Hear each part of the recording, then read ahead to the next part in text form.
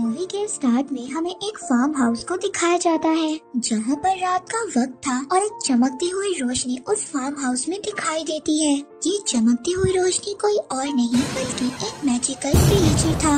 अब जब सुबह होती है तो फार्म का ऑनर ये देखता है कि उसके फार्म को किसी ने बर्बाद कर दिया है। अब उस ऑनर को बहुत ज्यादा गुस्सा आता है क्योंकि ये सब उस रोशनी की वजह से हुआ था। अब फार्म का ऑनर अपने तीनों बेटों को बुलाता है और कहता है कि अब तुम तीनों को इस फार्म की पहरेदारी करनी होगी। और यहीं पर हम ऑनर के सबसे छोटे बेटे जॉन को देखते हैं। जॉन को सभी निकम्मा समझते थे और उसके बड़े भाई भी उसकी अच्छाई का फायदा उठाते थे। जॉन के भाई उसको अकेले ही पहरेदारी करने का कहते हैं। जॉन भी इस काम के लिए मान जाता है और पहरेदारी के लिए अकेला ही तैयार हो जाता है। अब जब जॉन फार्म पर बैठा हुआ था तो अचानक से वहाँ पर उसको कुछ आवाज सुनाई देती है। वो अपने पीछे मुड़कर देखता है तो उसके पीछे एक व्हाइट कलर का घोड़ा खड़ा था। जॉन को अपनी आंखों पर यकीन नहीं होता कि उसने इतना बड़ा और सफेद कलर का घोड़ा देखा है। अब वो उस घोड़े को पकड़ने की कोशिश करता है। एक रस्सी वो घोड़े पर डाल देता है। अब वो घोड़ा तेजी से भागने लगता है मगर तभी जॉन उस रस्सी को पकड़ लेता है, जिस वजह से जॉन भी उस घोड़े के साथ आगे चला जाता है।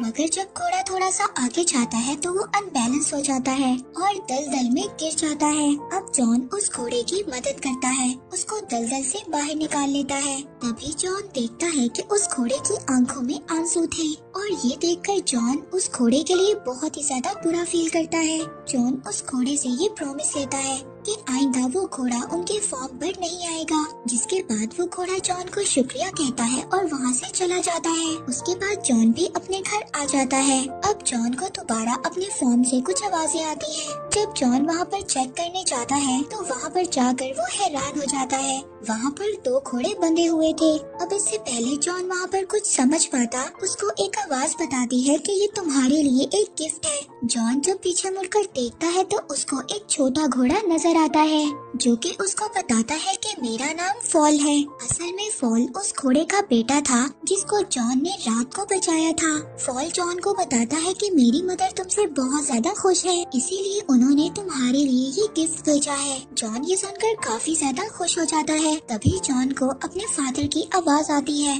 अब जॉन जल्दी से बाहर आता है और अपने फादर को बाहर रखने की ही कोशिश करता है ताकि वो अंदर न चले जाएं। अब जॉन अपने फादर के जाने के बाद फॉल पर बैठ जाता है और फॉल बहुत ही तेजी से भागता है। उसकी स्पीड को देखकर जॉन बहुत ज्यादा हैरान हो जाता है। अब एक जगह पर पहुंचकर फॉल सीटी बजाता है। अब फॉल की सीटी को सुनकर स्टेबल में खड़े हुए 2 घोड़े भी उनके पास आ जाते हैं। जॉन ये सोचता है कि वो इन घोड़ों को मार्केट में ले जाकर बेच देगा। जॉन उन घोड़ों को मार्केट में लेकर जाता है तो उन शानदार घोड़ों को लोग देखकर हैरान हो जाते हैं। किसी ने भी ऐसे शानदार घोड़े कभी नहीं देखे थे। यहाँ पर काफी ज्यादा लोग जॉन से घोड़ों को खरीदने की बात भी करते हैं। अब फॉल भी जॉन को ये कहता है कि वो ये दोनों घोड़े उस बूढ़े आदमी को बेच दे।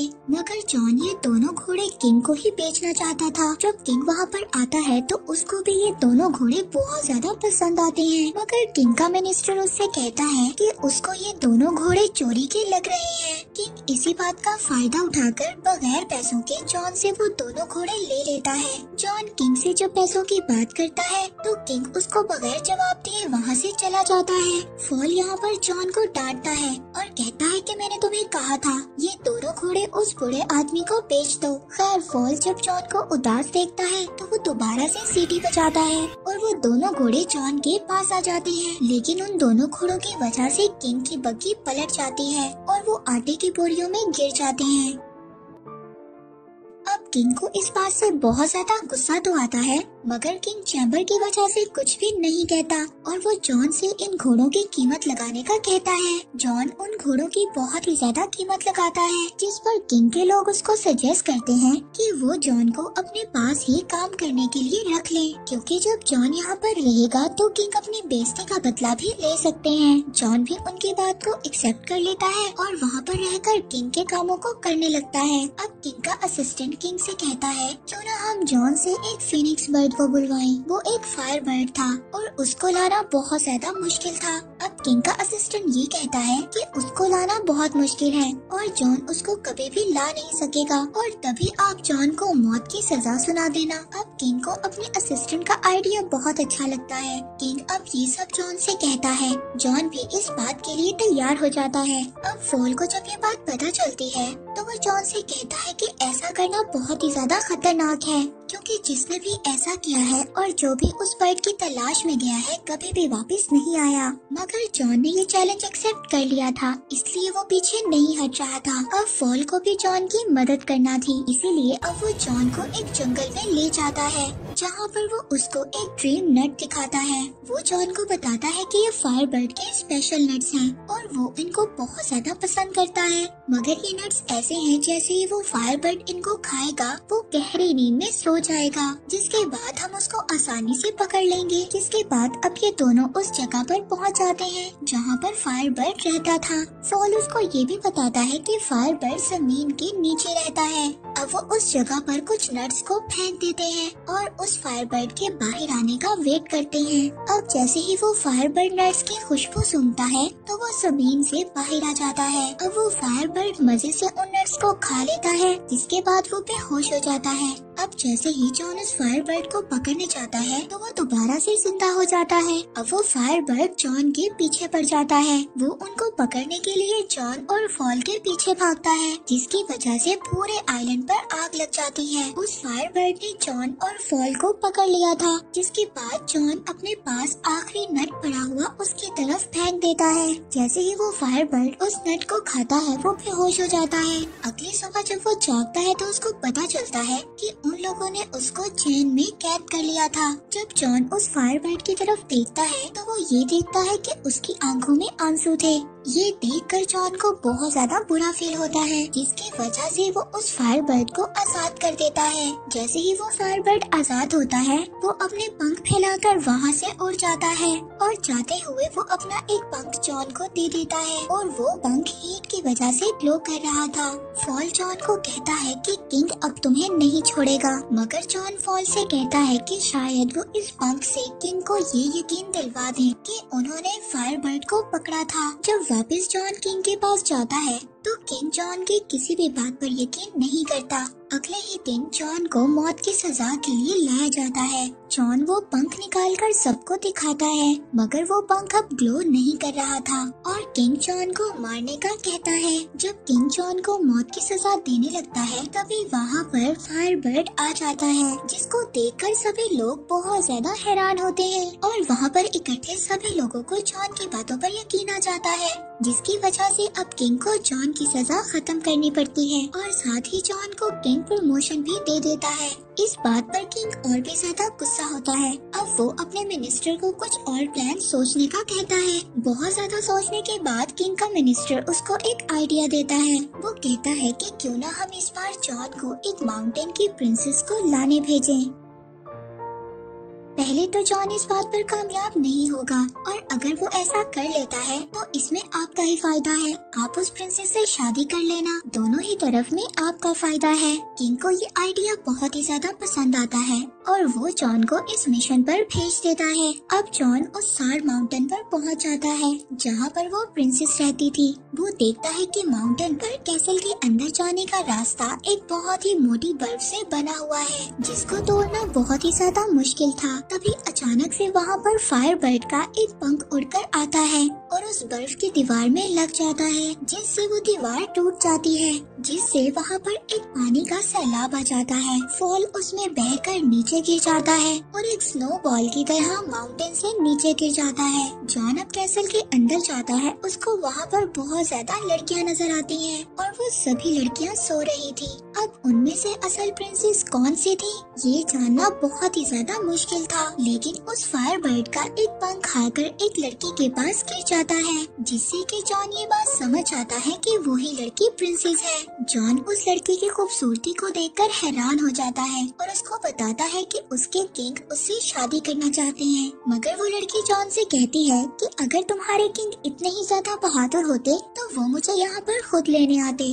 और वो ये कहकर वो प्रिंसेस पहाड़ से नीचे कूद जाती है। जॉन भी अपनी जान की परवाह नहीं करता और उस प्रिंसेस के पीछे कूद जाता है। अब अब फॉल उन दोनों को वहाँ पर बचा लेता है और दोनों को अपने ऊपर बिठाकर आराम से नीचे ले आता है। फॉल जॉन को देखकर ये समझ गया था कि जॉन प्रिंसेस को पसंद करने लगा है। फॉल उसको समझाता है कि अगर ये बात किंग को पता चल गई तो तुम्हारे लिए मुसीबत और भी ज्यादा बढ़ जाएगी। यहाँ पर प्रिंसेस भी सब बातें छुपकर सुन लेती है। प्रिंसेस को भी ये लगता था कि वो शायद जॉन को पसंद करने लग गई है। इसके बाद वो लोग किंग के पास वापस जाते हैं। वहाँ पर सभी लोग इतनी खूबसूरत प्रिंसेस को देखकर हैरान हो जाते हैं। अब किंग जब जॉन को जिंदा देखता है तो उसको गुस्सा तो आता है, मगर किंग के आदमी उसको समझाते हैं कि इसमें उसका ही फायदा है। अब वो लोग जॉन को प्रमोट भी कर देते हैं, मगर जॉन इन सबसे ज्यादा खुश नहीं था। उसको प्रिंसेस की फिक्र थी।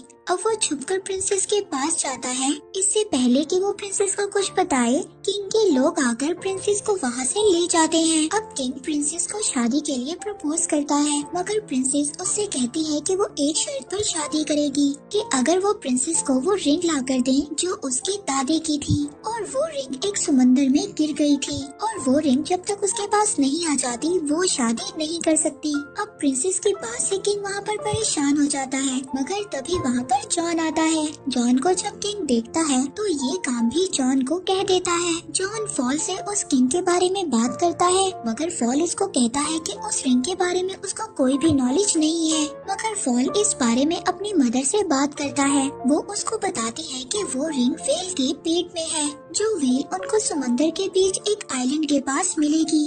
अब जॉन फॉल के साथ जाता है, मगर वहाँ पर कुछ बर्ड्स के टकराने से फॉल नीचे गिर जाता है और पता चलता है कि जॉन उस वेल तक पहुँच गया है। जॉन पानी के नीचे बड़ी बड़ी जंजीरों को देखता है और उन जंजीरों से बंधी हुई एक बहुत बड़ी वेल को देखता है। जब जॉन पानी से बाहर आता है तो फॉल उसको बताता है ये पूरा आइलैंड ही असल में वो वेल है, जिसके बारे में फॉल की मदर ने उसको बताया था। जॉन वेल से पूछता है कि ऐसा उसके साथ किसने किया। वेल जॉन को बताती है कि उसने गलती से कुछ शिप्स को निगल लिया था, इसीलिए वहाँ पर बाकी सेलर्स ने उस वेल को यहाँ पर कैद कर दिया। मगर अब ये वेल अपनी गलती को सुधारना चाहती है। जॉन को उस वेल के लिए बहुत ज्यादा बुरा लगता है। अब जॉन को एक आइडिया आता है। वो ये सोचता है कि अगर वो इस वेल को छींक दिलवा दे तो वो इसके अंदर से शिप्स को निकाल सकता है, और अपने प्लान के अकॉर्डिंग वो उस वेल की नाक में चले जाते हैं और उसकी नाक को टिकल करने लगते हैं। तभी उस वेल को एक बहुत बड़ी छींक आती है और वो सभी शिप्स उसके अंदर से बाहर आ जाती हैं, जिसके बाद ये वेल उस समंदर के अंदर दोबारा चली जाती है। उस वेल के जाने के बाद जॉन को वो रिंग याद आती है और जॉन उदास हो जाता है क्योंकि वेल अब जा चुकी थी। मगर तभी वहाँ पर एक क्रैब रिंग को लेकर आ जाता है और वो जॉन को बताता है कि ये वेल ने उसके लिए भेजी है, क्योंकि वो वेल दिल की बातों को जान लेता है। इसके बाद वो रिंग को लेकर प्रिंसेस के पास जाते हैं, जहाँ पर उनकी नजर उस फायर बर्ड पर भी जाती है जिसको किंग ने बिल्डिंग से बांध दिया था। जॉन प्रिंसेस को वो रिंग देता है, जिसे देखकर वो ये समझ जाती है कि जॉन उसके लिए कुछ भी कर सकता है। उधर दूसरी तरफ किंग का आदमी फॉल को दूरबीन से देख रहा था। उसको बोलता हुआ जब वो किंग का आदमी देखता है तो उसको ये लगता है कि फॉल एक डेविल है। वो सभी लोग वहाँ पर फॉल को पकड़ने जाते हैं और इसी दौरान किंग भी उठ जाता है। वो जब फॉल को प्रिंसेस की विंडो पर देखता है तो वो फॉल को शूट कर देता है, पर जॉन चाहकर भी फॉल को बचा नहीं पाता। इसके बाद किंग ये ऐलान करता है कि जॉन को प्रिंसेस के किडनैप करने के जुर्म में नौकरी से निकाला जाता है और कुछ ही दिनों में उसको मौत की सजा मिलेगी। तभी प्रिंसेस फॉल से मिलती है और उसको बताती है कि उसके एक आइडिया की वजह से जॉन और भी ज्यादा मुसीबत में फंस गया है। वो फॉल को बताती है कि उसने किंग को शादी से बचने के लिए 3 अलग अलग पॉट्स में नहाने के लिए कहा था, जहाँ पर पहले पॉट में उबलता हुआ पानी और दूसरे पॉट में बर्फ का पानी और तीसरे में उबलता हुआ दूध होगा। उसने किंग को बताया कि ऐसा करने से वो दोबारा से जवान हो जाएंगे, मगर किंग को ये सब ठीक नहीं लग रहा था, जिस पर किंग का आदमी उसको कहता है कि पहले वो इन सब चीजों को जॉन पर आजमा कर देखे। अब प्रिंसेस फॉल को इस बात से बचने का तरीका बताती है। अगर वो पहले पॉट में उसकी दादी की रिंग और दूसरे पॉट में उस फायर बर्ड का पंख और तीसरे में लाइफ और डेथ फ्लावर्स डाल दें तो जॉन की लाइफ बच सकती है। फॉल प्रिंसेस से उन फ्लावर्स के बारे में पूछता है, जिस पर प्रिंसेस फॉल को कहती है कि वो फ्लावर्स उसको दुनिया के आखिरी कोने में मिलेंगे। फॉल कहता है कि इन सब में तो बहुत ज्यादा वक्त लग जाएगा, लेकिन प्रिंसेस उसको कहती है कि तुम्हारी स्पीड से ये काम जल्दी हो जाएगा। अब फॉल इंजर्ड होने के बावजूद उन फ्लावर्स को लेने जाता है और अगली सुबह वो पॉट्स भी तैयार हो जाते हैं और यहाँ पर किंग ये सोचता है कि यही सही वक्त है सबको ये बताने का कि वो कितना रहमदिल है। वो सबको ये बताता है कि ये प्रोसेस असल में जॉन को दिया हुआ दूसरा मौका है, क्योंकि वो अगर इन सब में कामयाब हो गया तो वो जॉन को आजाद कर देंगे। इसके बाद वो जॉन को उस पॉट में धकेल देता है और प्रिंसेस भी चुपके से अपनी रिंग उस पॉट में डाल देती है और उस रिंग के मैजिक से जॉन सही सलामत पहले पॉट से निकलकर दूसरे पॉट में गिर जाता है। ये सब देखकर वो फायरबर्ड चिल्लाने लगता है। उस फायरबर्ड की आवाज उस कैद हुए पंख तक पहुंच जाती है और वो वहां से निकलकर फौरन ही दूसरे पॉट में गिर जाता है, जिसके बाद जॉन तीसरे और फाइनल पॉट में गिरता है। प्रिंसेस फॉल के आने का इंतजार कर रही थी। दूसरी तरफ हम देखते हैं कि फॉल उस फ्लावर तक पहुंच गया था, लेकिन उस फ्लावर को तोड़ने से पहले फॉल को ये पता चलता है कि इस फ्लावर को जो भी तोड़ेगा उसकी डेथ हो जाएगी। लेकिन इस बात की परवाह किए बिना वो उस फूल को तोड़ लेता है। उधर बाकी सब लोगों को ये लग रहा था कि जॉन मर गया है और वो सभी लोग उदास होकर वहाँ से जाने लगते हैं, पर तभी वहाँ पर फॉल आ जाता है जो कि उस फ्लावर को उस पॉट में गिरा देता है और देखते ही देखते जॉन उस पॉट से एक प्रिंस की तरह बाहर आता है। अब ये देखकर किंग भी पहले पॉट में जंप लगाता है, मगर दोबारा से जवान होने की बजाय वो एक बबल में कैद होकर वहाँ से चला जाता है। सभी लोग इस बात को देखकर बहुत ज्यादा खुश होते हैं और वो अपना नया किंग जॉन को बना लेते हैं। जॉन और प्रिंसेस फॉल को ढूंढने जाते हैं। फॉल को ये लग रहा था कि अब वो मरने वाला है, मगर प्रिंसेस फॉल को बताती है कि वो फ्लावर सिर्फ उसका टेस्ट ले रहा था। मूवी के लास्ट सीन में हम जॉन और प्रिंसेस की शादी को देखते हैं और इसी के साथ ये मूवी यहीं पर एंड हो जाती है।